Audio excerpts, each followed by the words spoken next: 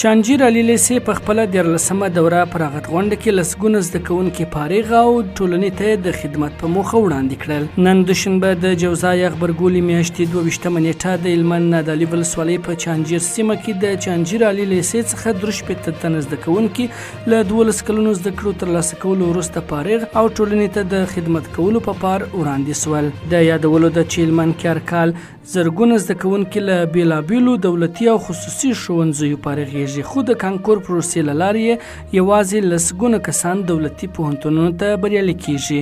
چانجیر د لیسې د 12مې ټولګي څخه 63 تنه زده کوونکي وړاندې کړي.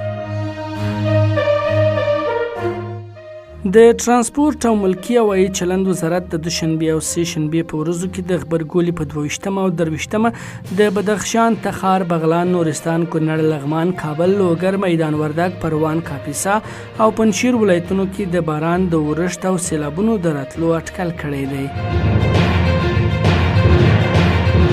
د ماشومانو د کار پر وړاندې د مبارزې نړیوالې ورځې سره مهاله د کار نړیوال سازمان وایي د وروستیو نږدې 2 لسیزو په اوږدو کې نړۍ د ماشومانو د کار راکمولو برخه کې پرله پسې پرمختګ کړی دی.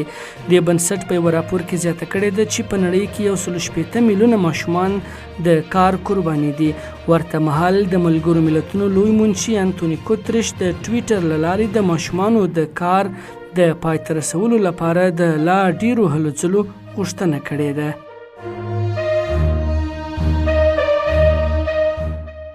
اسد خان د غوراوي کمیټې د نوي مسؤل په توګه په دنده وګمارل سو. د افغانستان کرکټ بورډ مشرتابه ښاغلی اسد خان د غوراوي کمیټې د نوي مشر په توګه په دنده وګماره چې له دې وړاندې دغه مسؤلیت نورالحق ملکزي په مخ بیوه چې نوموړی اوسمهال د شخصي بوختیاو له امله له یاد بسته استعفا وکړه چې له دې وروسته به یادې کمیټې د غړي په توګه دنده مخته وړي.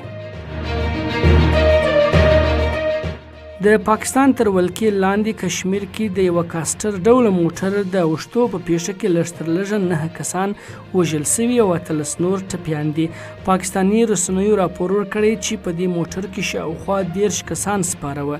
د راپورونو له مخې دا پیښه نن دوشنبه سهار وختي اغمال رامنځته سوه چې دغه موټر د ډېرې چټکتیا له کبله د چلوونکي له ولکې ووت او یوې ژورې درې ته ولوېد.